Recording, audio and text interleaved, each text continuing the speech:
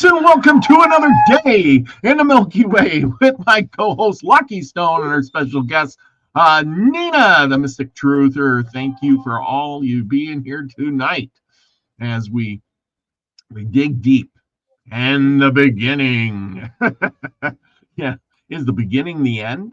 You know, you've heard those tales and fables of places like Babel and Noah's Ark, the beginning of the earth, Adam and Eve, the Anunnaki story, Tartaria, Atlantis, all the above. And with that, has that been the beginnings of our future? Or our, which was their future? Our future is now, but was that their past? And did they do stuff like we're doing right now and end up destroying society? Or was it some greater creation that came down and destroyed it for them? History says it was some greater creation that destroyed it for them. Sometimes they destroyed it themselves, and sometimes it must have been something else. Well, and of course the Indians, now they say there was 5 creations, and we're on the 5th one. Now, the thing is, what do we do with this information? Do we keep on this path, or are we going to change it? What say you? I mean, just no other choice. Every day is an ending and a new beginning. I mean, it's every day is a choice. I mean, yes, you can see what things are happening right now and how we're going with everything, but really, it is the same. Everything there's really not. It's always the same old, same old. You just do the best you can with the little environment you have around you and hope for the best. Because things don't, yes, rapid change sometimes, but a lot of times there are hints of what's going on. Well, yeah, hints. That's right. Nina? It's come to my attention recently here. There was this person, and I can't remember who this was, but they were talking to this, AI type of program. And it was asking, about where it comes from or who invented it and all of this kind of thing. And it had a very profound kind of answer that I've been meditating on here the last couple of days. And it said that we didn't invent anything. It's always been there, just like electricity. We didn't invent that either. That was there all along. It's around us, we just didn't know how to tap into it. Same with the AI. And we were actually talking over on Max's here, and it almost seems like this AI might actually be some sort of entity on the other side. Well, and even so, is it like a parasite? Well, so this is a whole nother rabbit hole. Now, going with the topic tonight, has AI interfered every time we get a civilization? Next thing you know, it does it get involved? Does it take us out? Is it AI that's doing it? You know what I mean? Because, we can all agree that, we seem to be being reset every so often. We get to a certain point in our evolution and then somehow it's reset. We got tons of evidence of that. If you watch that lunch break channel, he does a lot of these videos that were literally built right on top of some other city. It's very obvious that some of the buildings here, there's no way that we in this incarnation made those things, so very obvious. We've been here a few times. How many times, I don't know. But it makes me wonder about the AI part of it, because even the elites are kind of scared of it, because it can turn on you, the operator. So I don't know. It makes me wonder, was it AI that took out all of us before? Maybe this isn't something. And I agree with that. And here we're gonna start out maybe a little backwards more than I wanted to, but here is a Baghdad battery. Now the question is why are you building a battery? What do you have electronic to run with it? What's the point, right? We're going to have 100 batteries here, but if I don't have any electronics to work with this battery, what do I need it for? So is this from before? Past Yeah, civilization? Is that? this Yeah. is Okay. ancient civilization batteries. You know, Okay. So the obviously Egyptians, they must have had things to operate on it then. you know, did they have these lights? You know, I mean, why would they make pictures of this Mm-hmm. if there was no use for a battery or lights? Obviously, you know, these Is that? people are doing something, and somebody recreated this. You know, obviously, these batteries were set up for light bulbs of some sort. I wouldn't say There you go. obviously. Do you know how much energy each of those batteries actually produce? Not much. Yeah, Couple half a volts. half a volt. Okay. So you might need Okay. bunches of them. But the thing is that okay, you know, they're still making. So the point is you know, I don't know how many there is or what the deal is with them, but why would you make this battery in the first place? Even if you only needed a half a volt, you make 10 of them and you know put them in sequence. What are you making it for? What's the point? What are you They running must with have had batteries? something. They must have had something that they were operating. You know, they don't just do it for nothing. They must have had Yeah. lights or something. Yeah. Lucky, any ideas? I don't think they were batteries. I think they were storage vessels. I think they were wine storage vessels because they would have to be coated with something. They're not coated. They're just porcelain vessels. Okay. Although the Egyptian light bulb thing, that's an interesting thing. Only because Yeah. the thing about Egyptian pyramids is there's no soot in them. Yes. That is the confusing thing for me. Because I don't think those were batteries, but other side, I do believe that Egypt had some kind of a way of illuminating. And someone said it was mirrors, but they didn't really have great technology in mirrors that we've seen. So you can't say both. You know, if they had great mirrors that were really reflective to take the sunlight into the tomb, which is a really difficult situation, but having a light bulb would have been much easier. Having a torch would have been easier than everything, but they didn't use torches. So that is interesting to me. Those, you know, the Baghdad battery, it's tough for me to believe because I've read a lot into it. But these things being light bulbs, that is an interesting subject to me.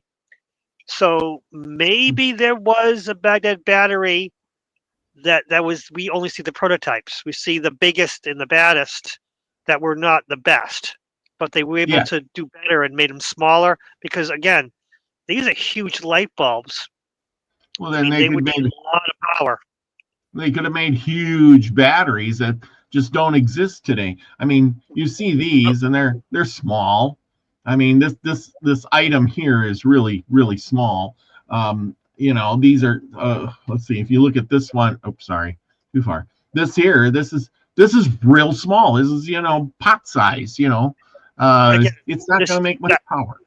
Yeah, the Baghdad batteries have a lot of flaws in them, but there are other things that we aren't discussing, which is crystals. Yep. Quartz crystal can be generating power. Yep. You put some power into them and some power comes out of them. So, you know, the Baghdad battery is kind of questionable, but there are other sources to power these things. I mean, hell, the pyramids themselves could have generated power by the way the water ran under them, and you know, it's all very interesting. Well, and then that's another thing is those pyramids, you know, part of a grid network that powers stuff. Before we get too far out of this thing, we're gonna go back a little bit, and we're gonna go back to the creation of time in the beginning. And of course, you know, we all know the story of the Bible and how God created the heavens and the earth. You know, he just, and there it was, amazing. You know, do we really think that some guy formed that, made the whole earth, and we got to believe this? Or was it really part of a process? The cooling of a star, a small planet, cooling, and eventually we know our crust of the earth is, really thin in all respects, and the underneath is hot like a star. We're sitting on a fireball, really. At least the scientists say so. But then, in the beginning of civilization, now you're telling me these guys who can barely make fire and they're drawing stuff on the wall, learn communication, and then within a small amount of time, they were raising sheep, drawing pictures on the walls, raising goats and cows and forming societies and building this. Now that's where I wanted to get with that. Hey, let's all get together and build these giant pyramids and make the Sphinx. And, like I said, or like you said, they had running water underneath it that could have possibly made power. And as well as I do, that societies run on nothing else than energy. Mm-hmm. Energy. It takes energy. If you're going to burn wood, or you're going to make power, or burn electricity somehow, or oils and whatever, these guys weren't out searching the oceans and making whale oil all day long to burn in their candle holders.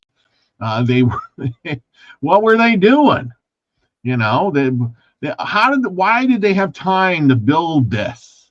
Come on, so this is kind of like goes with what I was just saying there, that this is kind of evidence of, previous civilization. This wasn't them, obviously, with their donkeys and their bricks building this. Obviously, we don't even have the capability to do that today with all our modern tools. So this is evidence from previous, civilizations. Even in the Bible, they talk about giants and all this stuff. So, and then never mind the Sumerian tablets, going back to the whole Anunnaki thing. Clearly there has been other species here before. Yeah, we don't know. They're saying that the Sphinx here, he was built way longer than the pyramids. Now, how people realize we're only going by what the scientists tell us. That's as much information as, because I can't go there and look it up. I know there's somebody in the chat there, Sunset Dreamer, who's going to say, oh, you just don't believe it because he's told me that before. And, how do you know? And I said, well, all I have is the information that I've been given, which is that. So the science does tell us that there used to be water there, that there's water erosion on the bottom of these things, the pyramids and stuff. So that's kind of interesting. So that's how far back it goes. Yeah. Because Egypt's been dry for quite a while, as far as I know. Yeah. Well, you're telling me, back in the day, these guys were still riding camels today.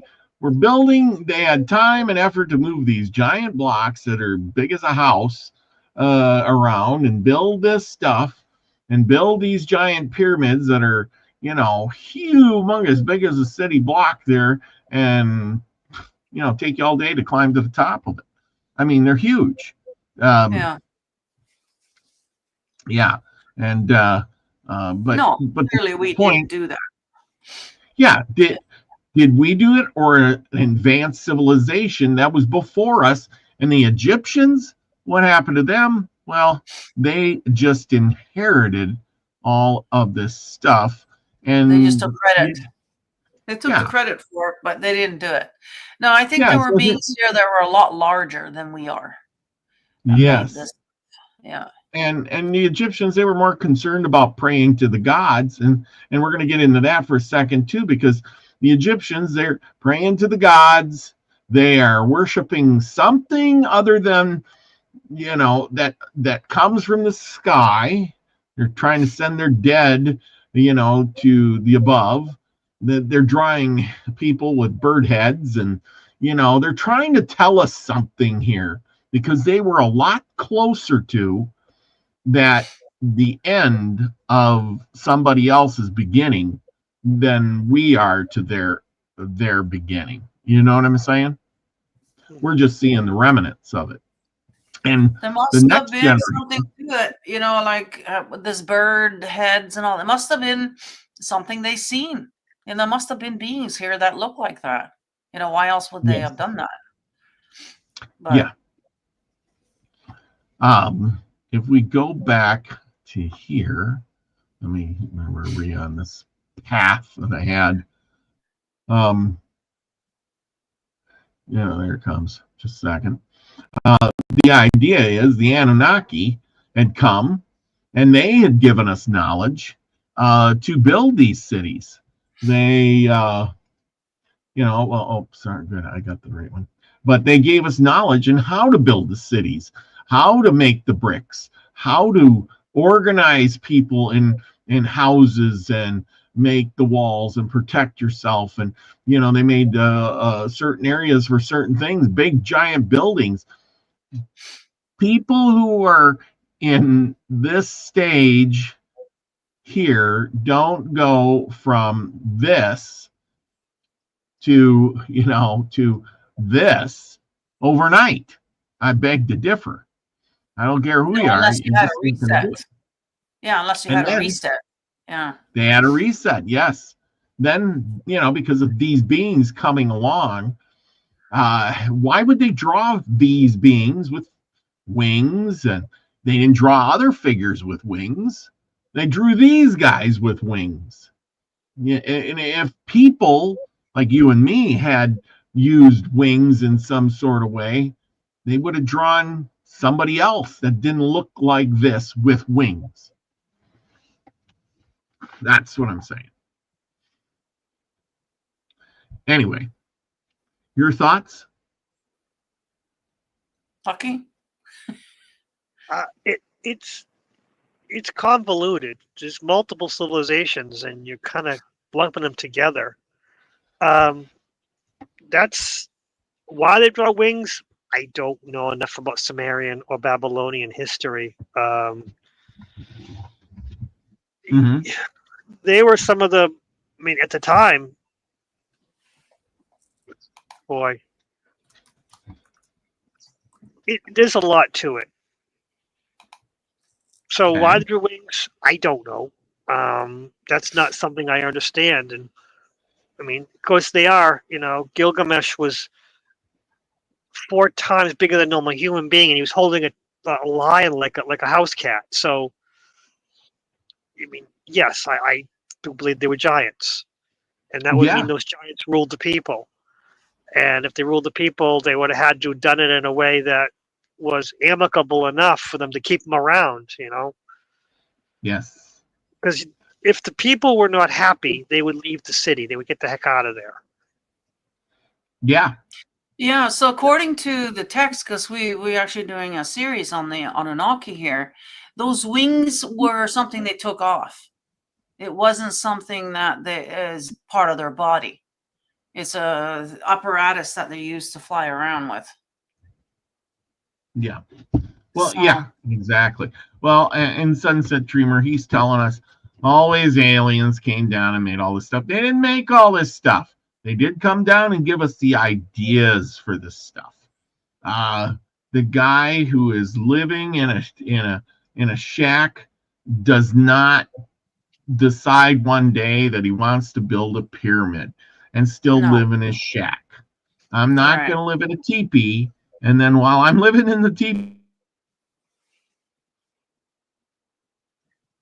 I don't see you anymore. You lost sound, or did he freeze? Audio, which means his Wi-Fi is probably about to crap out.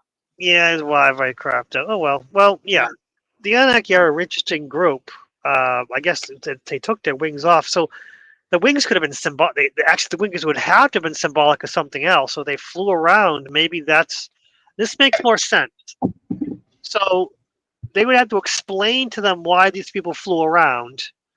And what else can fly? Well, birds, and birds have wings. So maybe the wings were symbolic of their jetpacks. Maybe not even jetpacks. Maybe it's something that they had, because one of the things Yeah. about magnets is you can levitate anything with a cold enough magnet, which is amazing. Hmm. So maybe it Yeah. was just the way they told the story. It Yeah. could be. Yeah. Yeah. For humans to I mean- understand. Yeah. I mean, these people were advanced enough to carve this picture with all this detail, which is very amazing. You know, Yeah. the bucket, the fingers, you really pull into this. Just the Man. beard alone. Yeah. Yeah. The detail on the beard, the earrings, the wristwatch on, on both hands symbolizes something. Even the feet, here his feet, he's wearing Makes something. you wonder. These watches are these like our Apple watches that we got now, that we're getting, it's kind of coming out now? Could be. Makes you Could be wonder anything. that they were using that technology back then. Yeah, Yeah, absolutely. they probably were. Yeah. It was, but see, the thing is our technology is catching up to this, and we're finally getting to the point where we're understanding what all these things mean. Even the bag here is kind of controversial, because they're all always carrying a bag. They're a pine It's a cone. merce. It's a merce. It's a man purse. Yeah, of some sort. It's to do something, because it seems like all these societies. Okay, now we're going to move across the planet, and we're saying, we're always talking about the Anunnaki and blah, blah, blah. And of course, here we go again. These people are hunter-gatherers. They're living in a little hut, grass made, but they're out there building this giant city for their king of the Aztecs or the Mayan or the Olmecs or whatever. They're building giant temples. Yeah. Yeah. Now, if I can build this for my king and my god or whatever it is, how come I'm still living in this here? It makes no sense. This person here does not know how to build this. No way. No way. He has no. Somebody came along and either gave him the knowledge, controlled him on how to build this stuff. And the moment that these people left, this stuff you would have to maintain. And there is things out there where cities were like this were abandoned because they just didn't know how to maintain stuff once it broke. Well, I was gonna say, because according to the text, these beings came, they built and whatever, and then they left. And then we've had numerous natural disasters and this, and whatever. So, we start over again. And so those people that you're showing there with the, little hut in the fire or whatever, those must have been what survived later. And this just popped up. Like, we just found it. Like, oh, look at this. Like, we don't know what to do with it because we didn't build that.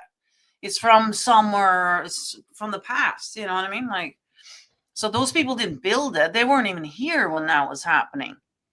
All those people are gone, obviously. Yeah. And all the whatever text that they wrote down. That's the only evidence we have now. Or was this a civilization and then they came along and cleaned it up? This was from the past. I mean, and same as this. Now, you've all heard the story of Babel. How the people were organized and they spoke the same languages and blah, blah. I could go on and on. Go read your own story, people.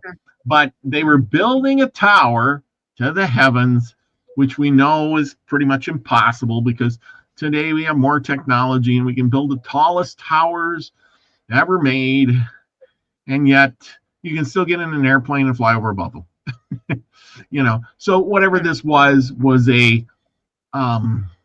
it was something other than a tower that was going to reach up to see God. It's a symbol. And I guess whoever told the story is only telling it from the fact that it as a symbol. I think people get confused. And I think it was a symbol of what kind of technology the people at the time had? And if so, then when they were building this, why would God, who made the people and created the earth, and he's so undeniably powerful, why would he have to destroy it? I would think that, well, all my people are getting together and they're so smart, and look at them build and work together and everything. This is great, but not so much. Yes, I got there's some more to this whole language thing. It's very interesting because I guess in the beginning we only had the one language. And not to do a spoiler alert, because next Sunday we're going to be doing a show on the Georgia Guidestones. But one of the commandments on there is that they want to go back to one living language. Yeah, we're going to be going back to the way it was before the tower. Okay, so, well, but have we not? Lucky, this is your question because you're more computer savvy than all of us.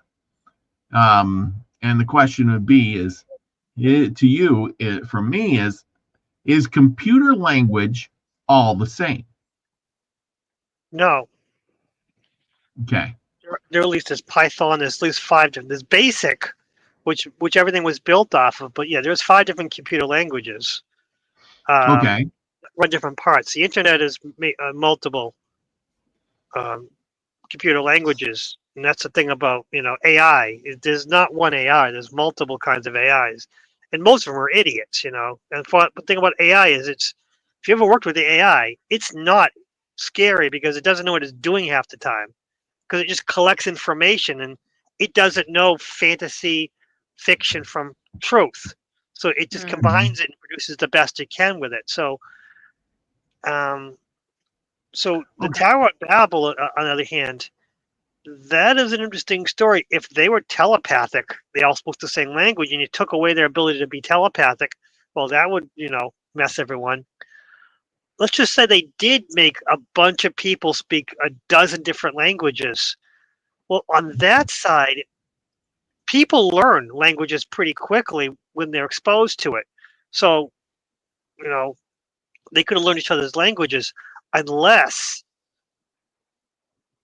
words have multiple meanings sometimes. So maybe the God made the same word mean different things to different people, which would have been really hard to translate anything. So that might have been because the industry I work in, they use acronyms. And I hate acronyms because the same acronym can mean 5 different things, and people argue over things that they don't know what they're talking about. And that muddles the language right there. The acronyms will mess things up. The same word meaning have different definitions to different people. That muddies things up. So there are different paths at Tower of Babel. And what caused the mudding of the languages, I don't know. But it just might just simply been as just they took away their ability to understand each other in multiple ways. So I'm learning a lot tonight. So when I asked you a question about computer language, so that means there's like 4 or 5 different computer languages. So I mean, if I wanted to talk to somebody in China, their computer, it wouldn't work. I would have to have a China computer. No, because it would depend how you're talking to them. If you're talking to them through Facebook, no problem at all. But if you know about how to make a Facebook page, how to, let's just say there's different ways of making a web page. There's, I can't remember any of the programs, but there are different ways to build a web page. And each of them uses a different language to get there, depending on what you do. And the only way, and at the end, there's a way of translating it to understand it. And that's why if you ever saw a real web page, the link is huge. But we truncate it to make these, these little short ones that everyone understands. But if you understand millions of things happen, even this, what we're doing right now, the computers are doing millions of calculations every second of what we're doing, which is why you get knocked off. Because, you losing a little bit of data messes everything up because thousands of things are happening because different things are translating. YouTube, Then there's the middle ways, and then between me and you. So yes, you can talk to China, no problem, because as long as they're using the same computers. But it depends on what web pages and how they built the web pages. And that's why if you hack a government website, there's chances you'll not be able to find anything because they have a different language in the software, so you can't use your computer to translate into a computer website. Wow. Okay. You must have experienced this where a company will use like two different programs, like the inventory program, and then there's the attendance program, and there's different programs. Sometimes they don't talk to each other, and then when you get your paycheck, although you punched in, you did everything right, but the computer messed on the back end. It's because there's three different programs in order to calculate your paycheck. But we don't experience because most times it works fine. But when it doesn't work, one little piece of information is missing, and then you don't get paid your paycheck at the end of the week. Nice. Okay. Well, that is interesting. Because I've been thinking about this, for a while, because I've seen those one earpieces where you can put the earpiece in and it translates it as you talk. And I'm thinking, well, that we're, in that case, we're kind of getting back to one language again. Doesn't matter how you speak. I have a universal translator, and I just go talk to you, and it translates in my ear, and I talk back, and it translates to you, and then we can have a conversation. And that is a very interesting concept, because if every one of them had a cell phone-like program where it was to an earpiece, universal translator, everyone spoke the same language because they spoke their words, and the other person heard their words. Once you took that away, whatever the power, because the power could be from the people themselves could power it, but if you took the technology for them to communicate with each other, eventually the thing would have to communicate with something else to know what the language was. Especially when there's so many different languages. So maybe the Tower of Babel might have been different groups of people who spoke different languages, but they had universal translators in their ears. That's a good thought too. Yeah, I mean, if they had that technology, if we're talking about technology, that's right on the money. Because what if he, this being said, "Hey, I'm just going to cut the internet, turn off the power or something." Nobody would be able to be like, "Oh, I've been working with Joe over there for a long time, but I can't hear what he's saying anymore. I don't know. I just go home because I can't talk to him." Well, that's the thing is, you might be able to hear what he's saying and not understand a word because this guy's speaking gibberish to me. That's what I mean. Yeah, actually, that's a good point. So, if you never had to learn another language, you wouldn't know how to learn someone else's language because you've had the universal translator here. Because you don't know anything about it. Because you know that we all speak our own language. Wow. Yeah.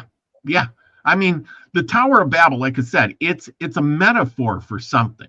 There's no way they were building a giant tower in the middle of nowhere to reach to the skies to get to God, unless there was some kind of technical thing, just like all the other stuff that's out there we don't understand. And then why would God come along and try to, stop it if he wasn't scared of what would happen? That's the point. Nina, any last words on the Babel thing? Well, I'm going back to what it says on the Georgia Guidestones, a living language. Now, what the heck is a living language? So, it's going to be interesting to see what they come up with, and how everybody's going to learn this. Must be some kind of download. Yeah, that's what it is, of course. We all have to be linked up to the thing, and we all get download, and there you go. There's no sitting there having to learn for years, It's just, boom, there it is. You're uploaded. That's how it is. Now, I don't know about that living part of it. That still confuses me a little bit. What do they mean by living language? Yeah. Living language is something that people can talk and understand. Like we have a living language, but Sumerian is a dead language. Nobody can actually speak it and know what the tones and, we can read the letters and put them the letters and meanings of our words, but nobody can look at the letters and speak what was spoken. Okay. Yeah, that part Oh, of the language is dead. okay. All right. So Huh. anyway, Yeah. let's move on. Okay, we're now going to South America because you can't just stick in the Middle East all the time. We're going to rotate back and forth between here, and we're going to actually go around the world tonight, people. The Aztecs. It's probably not the best picture for the Aztecs and stuff, but the idea is you got Stone Age men, hunter-gatherer type people, and they're building this giant pyramid. Again, for what purpose? And what would they need with this? Yeah, you could build one half the size, smaller. You could put a big pillar of stone there and call it, do the same dang thing. Uh, you know, but it's not going anywhere. Yeah, the Egyptians the same way. They did the mummy thing, and then of course we're going to get to the future. Okay, we'll just stick on this one for a second. Okay, your thoughts on that? Is halfway around the world from Egypt, in a whole other continent, they're building the same pyramid. Well, not exactly the same, but the idea is the same. What's going on there? Why? Well, And how? I think it's kind of obvious at this point that these people, these buildings and whatnot were here before these people came. Yes. There was some kind of reset. Now, whether it's a natural disaster or, they say about the dinosaurs, there was a, android that fell or whatever. Who knows? It could have been a lot of different things. But for one reason or another, these people just stumbled upon this. This was already here. So they have to try and figure out, oh, what is this and what is it for? And, that kind of thing. And then they came up with whatever. So who knows? How much is just some, Stone Aged jumbo mumbo versus actual fact, Yeah. So there's that too. But obviously every single continent, everybody, talks about the sky people. There's a similar story everywhere. So they must have seen, they must have experienced and passed down the knowledge. Because back in the day, it wasn't written actually. Nothing was written. It's all orally passed down from generation to generation. It's just, the last few years that we've been writing things. But yeah, so obviously there's something to it. Well, because in every downturn of society, we end up going back to this right here, hunter-gatherers. If the world collapsed tomorrow, we would be hunter-gatherers. Yeah, that will be us standing by the Trump Tower wondering how the hell that came about. What and as well as I do, somebody would clean it up and call it theirs. And we'll just build on top of it like we have. Yeah. Yeah, you would build around it on top of it. You would call it yours. You would say, this is our mega city, and so forth and so on, until somebody else come around and said, hey, we're conquering you, and blah, blah, blah. And you wouldn't know what these things actually do. What is an elevator? Why is it where it is? And what kind of sorcery is this? Right? Yes. That's how they were not long ago, right? Can you imagine if you showed up in the 1500s with a cell phone or whatever? They would hang you. They would, burn you at the stake. So. Yeah. So here we are. We're getting towards the future, and this is what our society is going to look like. And of course, you got this big giant tower here, like you're talking about. And if there was a big flood or cataclysm, all these little buildings would probably get destroyed, but this big tower might survive. Right. And then that would be the only thing that's left. And what would you do? You'd say, oh my gosh, look at this. Holy cow. Some god from the sky built it. Now, we all know that people like Elon Musk and stuff want to go to space. They want to colonize Mars and who knows what. But even if they made it to space just long enough to survive whatever cataclysm is coming and lived out there for a small amount of time, they could come back and be the sky god, because after 100 years, them out there, their children would come down here full of knowledge and technology, and they would say, "Oh, look at you heathen people out here with your bows in it," because guns and stuff would all be gone by then. The technology, the power, people would die off. There would be a bunch of hunter-gatherers that were just barely surviving, saying, "Yeah, I remember when, their great-grandparents might still be alive or something, and hey, I remember when people used to, but there wouldn't be enough of them to spread too much information." And therefore, but this is where our society is going to go. We are going to this. They already have the flying cars and the drones and the, you go to places like Sydney, Australia, or, Karakistan or something. City looks like this. Yeah. Look, New York in the future. Look at all the drones flying around. See? Then there you go. A lot of it, I think, is going to be great. I think, there's a lot of technology out there that hasn't been, told to us. It's there. They know about it, and they're going to be implementing. And I think it's going to be good. Like I said, you can pull electricity out of the ether. We don't need to be paying the hydro company. So all of this is going to be coming out, I think, and things are going to change. We're not going to need. There's not going to be a monetary system like we know it. We're not going to be paying bills anymore, So there's a lot of positive and exciting things to look forward to. This is true. Lucky, you're more into technology than we are. Do you see this future happening? No. Okay.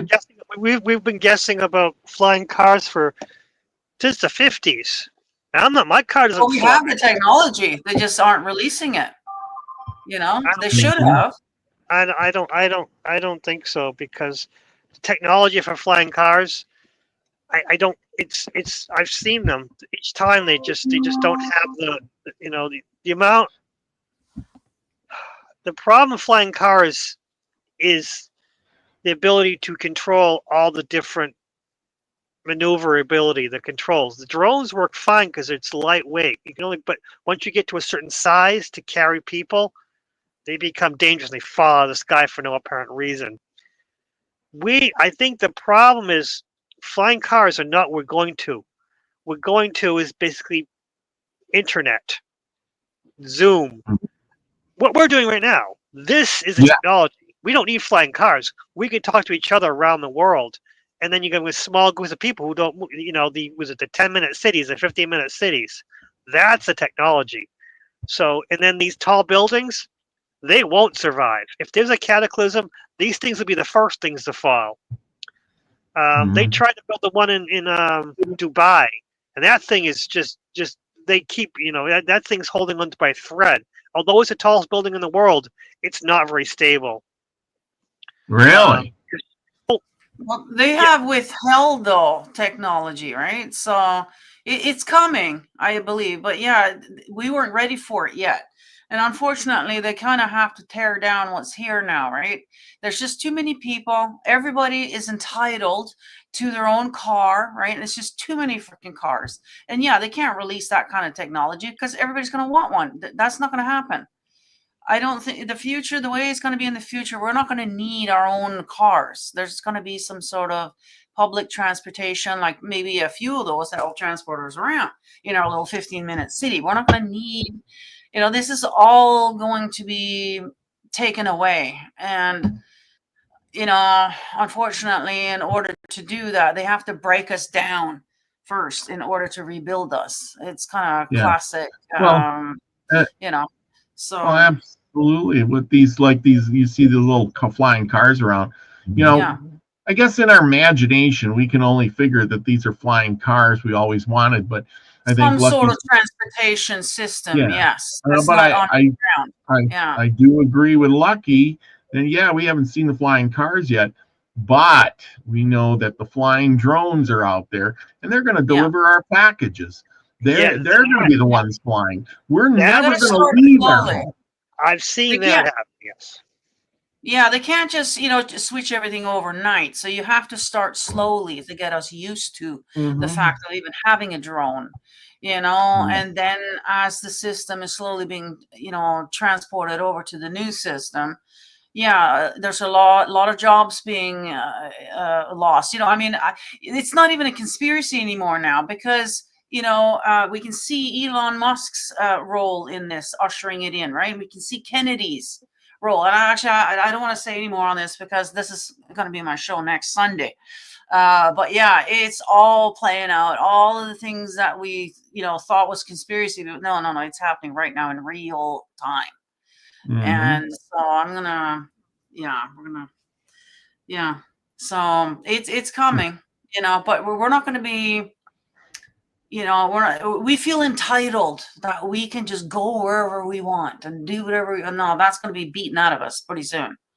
We're going to be stationary. And the VR is going to be huge. We're not going to be able to afford to go on vacations, and we're not going to have our own personal little things. So you want to go on vacation, or just put on your VR set, or go into your little what was they called it up that in the Star Trek holodeck or whatever it was. Just go there. Yeah, you want to socialize, just go there, and it's just like being there for real. We don't need to be going anywhere, essentially, and that's how it's going to be. But yeah, I think. See, I think this is the way people think, and I think we're thinking it right now. Courtney says, "Thank you for being here, Courtney." Do people think that this will happen before we die? And that's the thing. People in the 50s, in the 20s, in the 50s, they were believing, we're all going to be having rocket packs on our backs. It wasn't. We should have. We had the technology for it. They just haven't really. They're withheld it from us for this whole time. They were going to have armies of men with rocket packs on their back flying across the battlefields, and they were going to have, flying car. Everything was going to look like the Jetsons, robots running around. But they never lived to see those days. It's barely coming along now, and we're going to live to maybe see a portion of that. Maybe a little. Yeah, well, I think we're going to see quite a bit of it, to be honest with you. I think once it's happening, it's going to happen really quick. It's kind of like that Band-Aid thing. They might as well just rip it off because they have everything ready to go. So it'll be really quick, to get it going. But, we got to get through the beatdown stage first, unfortunately. So, and this is kind of what they're doing with the fires, they're taking out major cities and burning them down, one here and one there. And we don't really notice it too much. But I think there's going to be a whole lot more coming up. I think this year is going to be a pivotal year in the takedown. And so there's going to be a lot more fires, a lot more of the bigger cities, especially the bigger cities, because those are the ones that are going to look like that. The smaller cities will probably be gone. And just because they want to be very mindful of nature, getting back to nature. Double saying of that on the bottom thing on the Georgia Guidestones there. So they want to have a lot more nature. So you're going to have small cities, but then everything else beyond. It's not going to be suburbs and all that stuff like that. It's going to be forest now. We're going to go back to nature. A lot more nature around us. So this is why we got to kind of cull down the population a little bit, because we're just not going to be able to fit that many people into these 15-minute cities that they got, coming for us. So, yeah. Mm-hmm. Yeah, no, I agree. There's going to be big changes, but you can't change things too fast because people revolt. People don't accept change well. As we get older, us older folks don't accept change real well. Well, that's why us older folks probably and are going to get called first. Let's face it. There's not going to be any old people to remember anything, and the young people aren't writing anything down. They don't even know how to tell time or write anymore. That's all going to be gone too, and they're not going to be able to read our old books. They've already taken the cursive out of the language, so it doesn't take 2-3 generations. Everything is forgotten. I asked my son the other day. I said, "Have you heard of the Georgia Guidestones?" "No, never heard of it." I'm like, "Oh wow. God!" So here you go. And they don't listen to me or watch any of my stuff probably until after I passed away. Then they'll go into my YouTube and maybe hopefully check out some videos. But yeah, no, they don't. And now it's taken down. So and my grandkids will never. So that stuff will be gone. It won't even be available for them to know what that's even about. So. Yeah, it doesn't take long for us to forget, Yeah. So, just well, I mean, how Look There's at so many history. people. Yeah. Yeah. But And but most that's of the thing. history is a lie, but whatever. Yeah. Yeah, it is. It is a thing. In 25 years, most people can't remember what it's like not to have a cell phone. Yeah. The See all the kids that were greenery born here? 25 years ago, it's normal. Yeah. See all the greenery? There's going to be a lot more greenery, a lot more nature, a lot less buildings and cities. What you don't this whole picture, you don't see any cars. No, there's not going to be any cars. We're not going to be driving around like we do now. We got to, get out of that mindset. And to be honest with you, as a pedestrian walking around my little town here, this can't be going on any further. We can't be mixing people and cars. It doesn't go well. People are getting killed here, right, left, and center here, and people are all distracted on their freaking phones and shit. And they're all like, I don't know. It just seems like everybody's honking. There's a lot more accidents. People are grumpy. And then, they're definitely not watching out for the pedestrian, and so, this can't be going on. We cannot keep this going. Cars got to go underground. So that's another thing that I forgot to mention. Yeah, a lot of that is underground. We're not going to see that. Elon's already, they're already working on that now. This is why they've been working so hard underground. Why we've been hearing all these strange noises. Remember 10 years ago, what's this? That's them working underground, because everything, as far as transportation goes, is going to be underground. We're not going to have cars up top here and whatever. People are going to be able to walk around. And not have to worry about a fucking car whizzing by all the time, with distracted drivers. AI will take over that. So there'll be no more distracted anything, so a lot of it is positive. I'm actually looking forward to it, to be honest. A lot of it. I'm getting excited just thinking about it. Because the way it is right now, it doesn't work. And I've been saying that for a while. I'm looking around like, what the heck is this? So the question was next is, Lost Empire of Tartaria. Was this the first? Was this the first try, and did it fail? No, I don't think it's the first. It's a good question. Was this? Was it's it? Not I the mean, first. But I'm talking about maybe this century or this time frame. Not like the whole big thing, because like we can go back 5,000 or 10,000 years. Know where the Egyptians and everything were and all this stuff. But, and they didn't create the pyramids. They didn't create the Mayan temples. They didn't do all these things. But then we got this Empire of Tartaria. If it existed, then here you are with these massive buildings, this massive area that right now we know that this area is pretty much woods, mountains, hills, frozen land. There's nothing out here. There's nothing there. Was this at one point a pleasant region where people actually lived and they were building this great society, and then something happened and everybody moved out? Wasn't it the mud flood thing? Could be. They were. There's evidence of that. Some of this We've seen buildings being underneath the mud, and this is kind of why here in North America we've literally built on top of these buildings, that were possibly buried maybe in mud and whatnot. So it was probably not that hard to do, but and then lying about it though, that's what I don't understand. Why are you lying about it?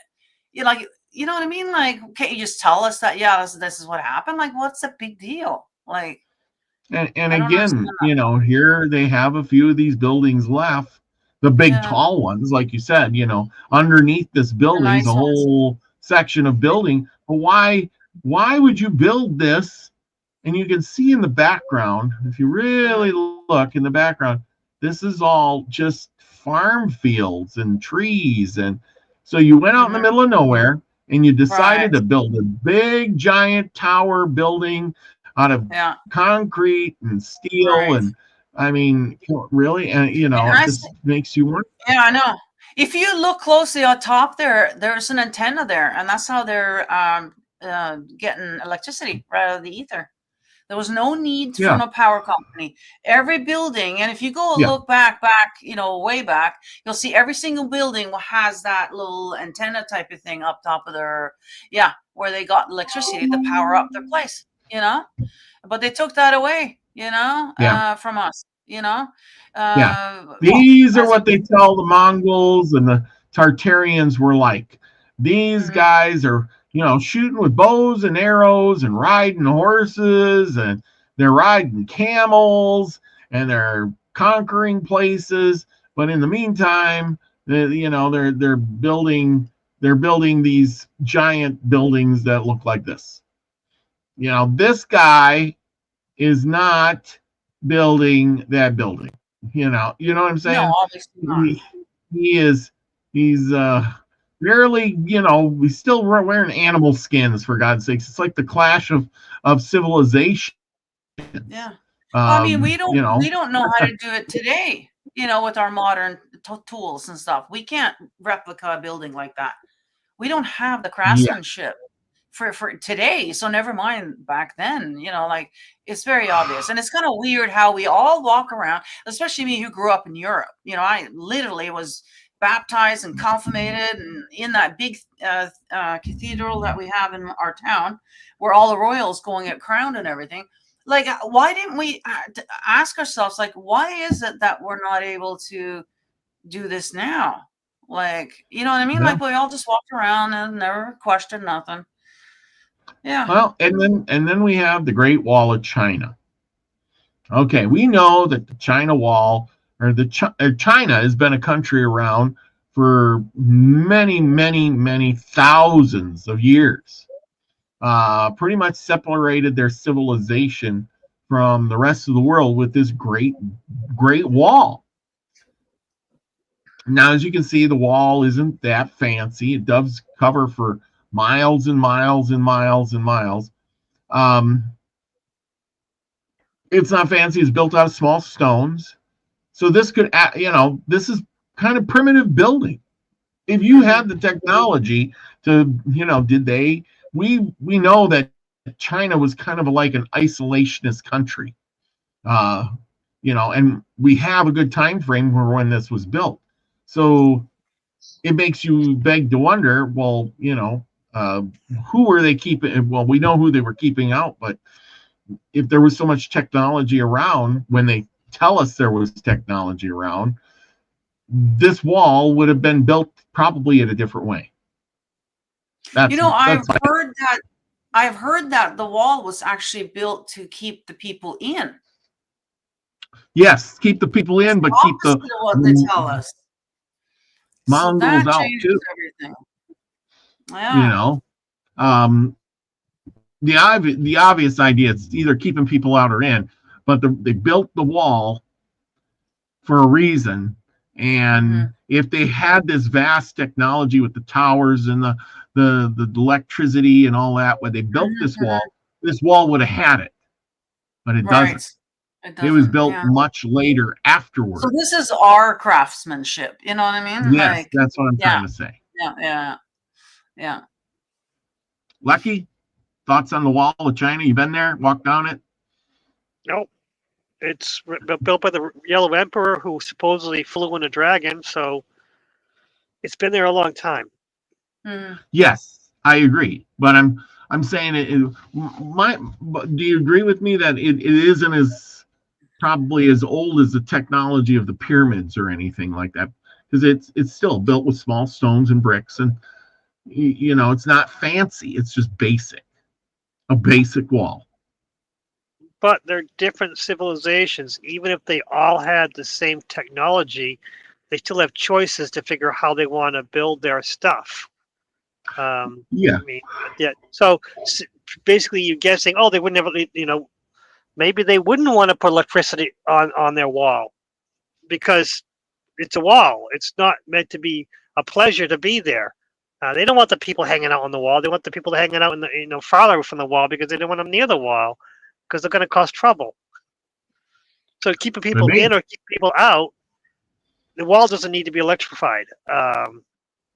They just need to have people enough with a better weaponry.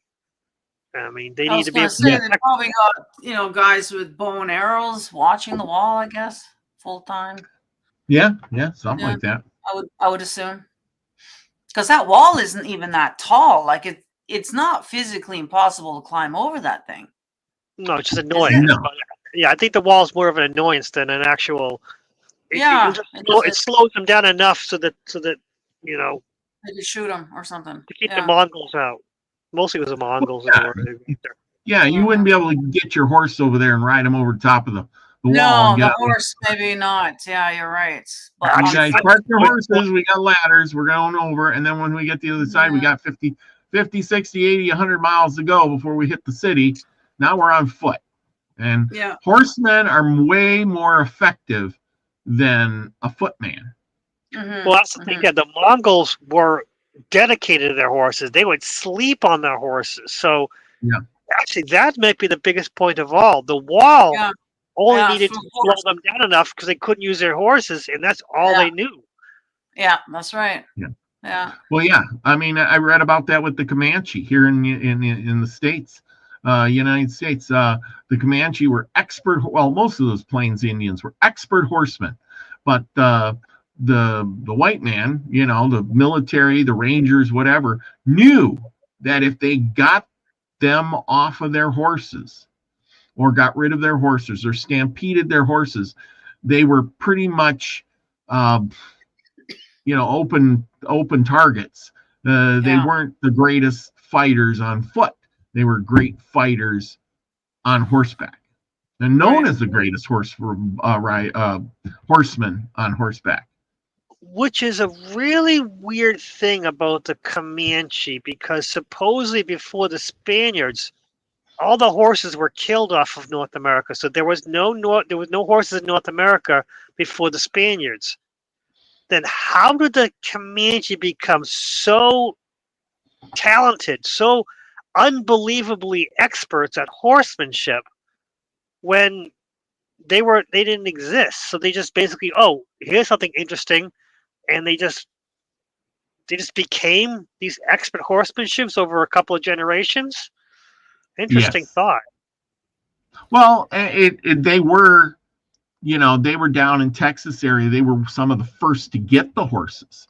I imagine, and they had a lot of ins and outs with the Mexicans at the time too, or the Spaniards. So they would have gotten the knowledge on how to ride and from them. So it's learn, and then it didn't take much after that to figure things out. But the Spaniards weren't as, honestly, the Comanches were so talented, so expert at riding horses that they were like the Mongols on horses. They were nothing like the Europeans on horses. Yes, so they were. If you look into it, it's mind-boggling that maybe there were still horses around. They just weren't as many, because Mustangs are kind of a weird kind of horse themselves. They're not like quarter horses. I've ridden both a Mustang and a quarter horse, and it's a different ride entirely. So unless the Comanches had the Mustangs and were good at that, while the Europeans brought over, much thinner, leaner expert, I don't know. I'm just thinking that maybe there were still horses around North America, just not as many. Well, it doesn't take very long for the horse to repopulate, in retrospect that way, because they'll multiply pretty fast. And, over, 50, 60 years, they had them after this, they knocked off the Spanish and received the horse. They would have multiplied pretty fast and eventually worked their way up into the northern areas. But the Comanche were probably some of the first to get them, so they had all the advantage there. And by time and what else did they had to do? Is work with their horse. I know the more I work with the horse, the better I get. Every single time I just learn stuff and learn to be a better rider and learn more maneuvers. And it doesn't take that much. You rode horses. The more you ride, the better you get. Ride 'em, cowboy. Well, you do. You play around, especially the kids. When I was Well, practice makes perfect, right? That goes for anything. The more you do it, and right. Especially with a horse, because it's a living being. You're bonding. You're, having a relationship here. You know what I mean? It's not just a piece of machinery that you're riding around on. It's a living being. So absolutely, the more time.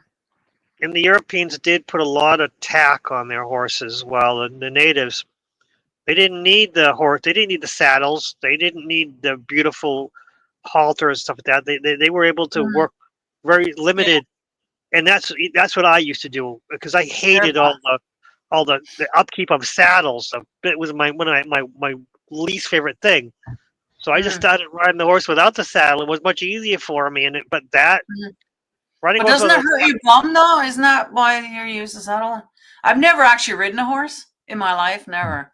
So I have no idea Oh, what it yeah. feels like. But well, for me, I was basically before I could walk, I was on a horse. So oh, and okay. being yes, it the thing about hurting your bum, yes, if you don't know how to Like if you're ride bouncing with the down, motion yeah, with the horse, so you have to be able mm, to be one with the horse. It's such a yeah, and that's yeah. one thing about when I was growing up, and I had girlfriends who wanted me to teach them how to ride a horse.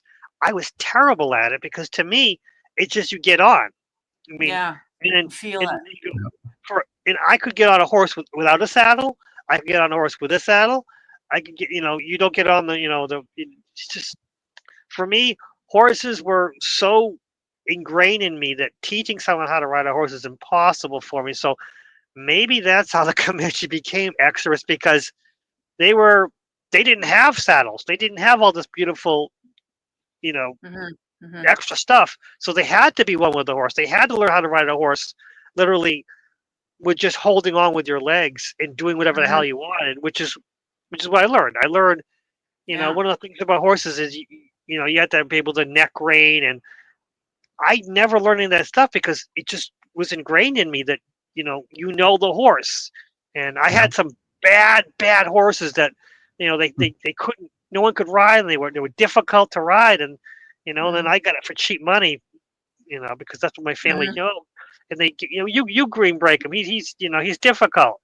I'm like, and I turned out there was nothing wrong with the horse. He just didn't like the saddles they were giving him. So I worked without the saddle, and I put a saddle on him that he could work with because my mother used to collect my mother used to collect saddles, which I thought was a waste of money. But long story short, maybe Hmm. the Comanches learned how to ride horses quickly because they didn't have the extra technology that would you know, pull them back, Yeah. and No, they wouldn't have the ability to ride in crazy ways.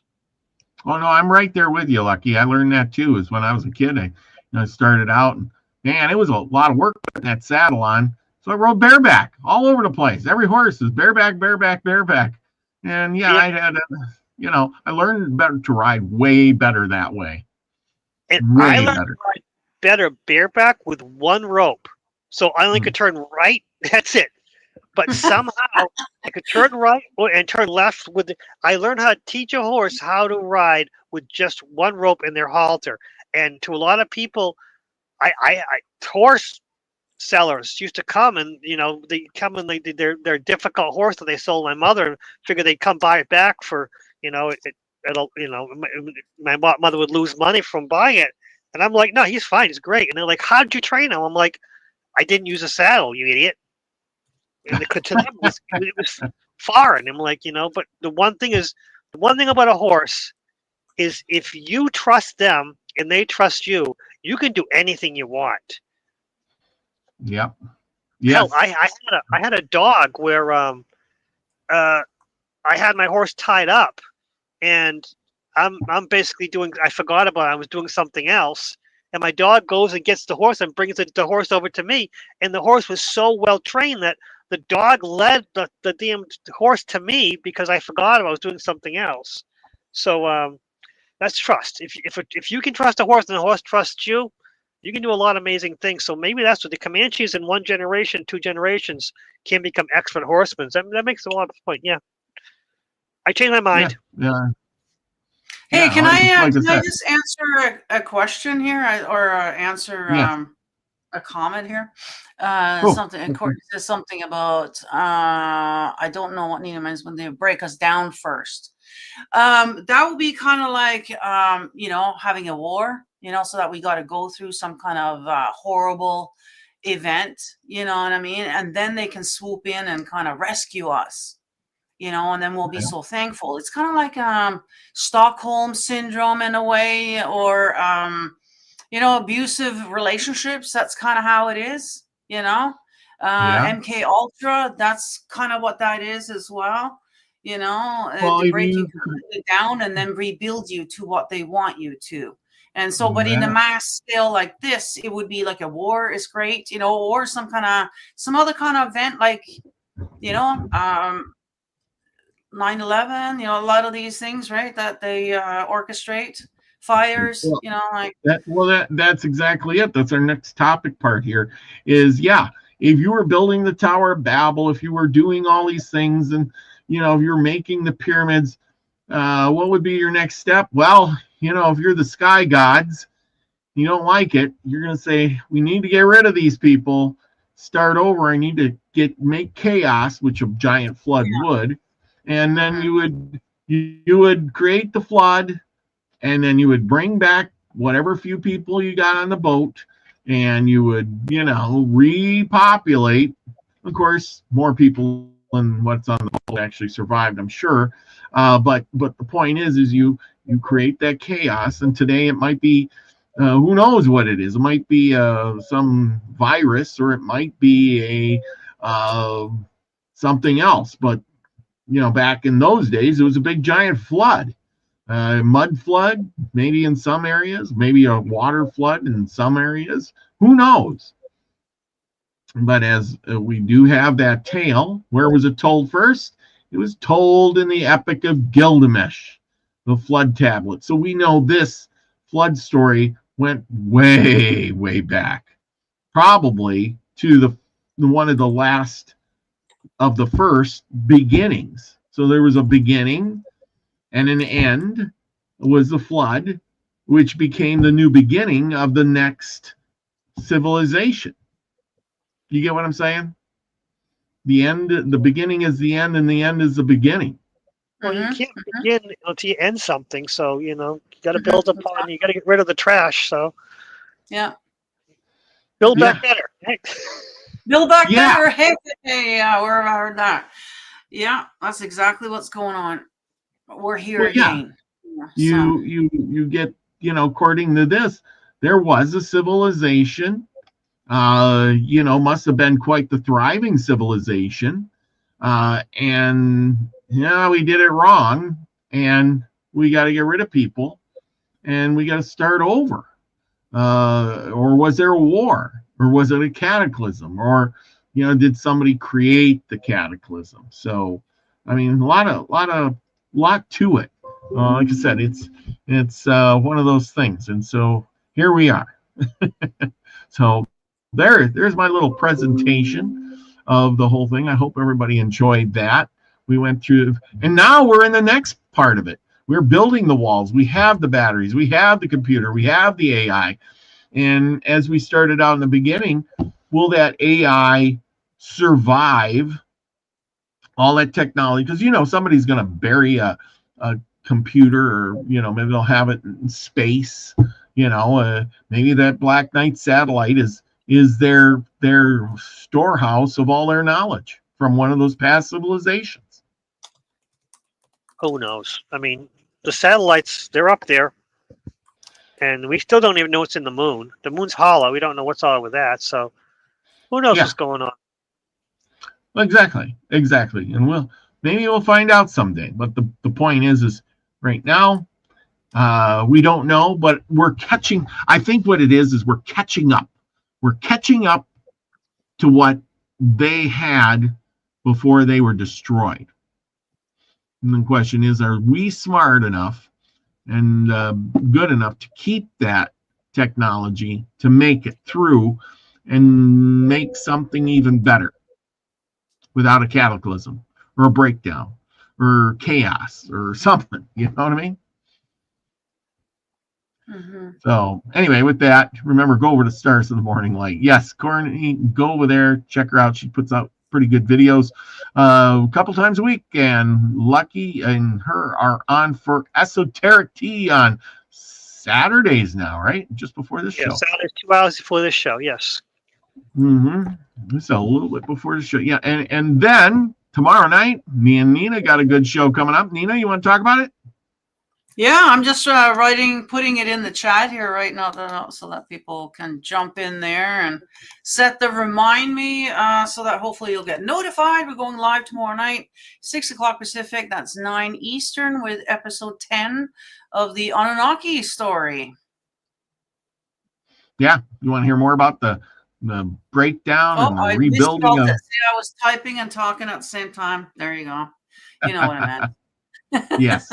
But anyway, see us there tomorrow night. And then I will be back Tuesday night with more Native American myths and legends with David Null, Hawkeye, Two Feathers, good stories, and lots of information. So get that. Remember, give me a thumbs up here. Watch my new bunch of shorts I'm coming out with. There's going to be more in the future. I got some new programming to get it done. So I hope you all enjoy with that. And with that, thank you both for being on tonight. Any last words? Seize opportunity. I have no idea what's going to happen in the future. I'm just going to ride it out like a roller coaster.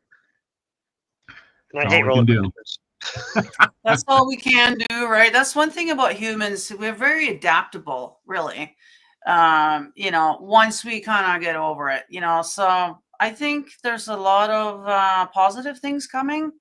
You know, she was talking, Courtney asked something about nature or earth or helping the earth or something. Yeah, that's the plan. A lot more nature, a lot less cities and buildings and cars and the way it is right now, a lot less people too, you know, so that seems to be how they've done it in the past. It says in the Anunnaki that we read there that, you know, too much noise. There's too many of us, too much noise. They can't control us. It's harder for them to control. So they got to call it down and start all over again. But, you know, when one thing ends, another thing begins. And I'm looking forward to it. Just remember, somebody always makes it through to start civilization all over again. That's right. You know, and society's rebuilt. So you might be one of the lucky ones. Prepare a little bit. And who knows what'll happen. With that, help out your neighbor so he doesn't come over and bushwhack you. You know, make friends with him. Maybe both of you can survive. It takes, you know, one's a lone wolf and two people. Now you got a tribe. So with that, everybody, remember, be the frequency you want to receive, everyone. Love y'all. Peace, everybody. Great weekend.